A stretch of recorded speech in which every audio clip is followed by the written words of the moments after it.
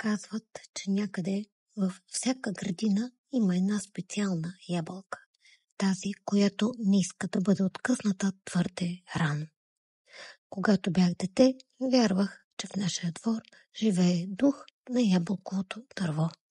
Вечер, когато вятърът прошумяваше между клоните, той ми разказваше истории за пчели, които танцуват в кръгове, и за звезди, които падат в росата.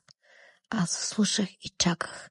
Всяка сутрин проверявах дали неговата ябълка е паднала. Беше по-червена от залеза и по-лъскава от стъклена топка. Един ден, когато я намерих в тревата, тя сякаш все още дишаше. Топла, тежка, истинска. Отхапах малко и ми се стори, че в нея има слънце.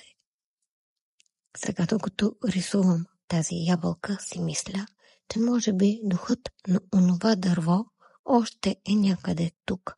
Може би се усмихва, когато червеният цвят оживява върху платното.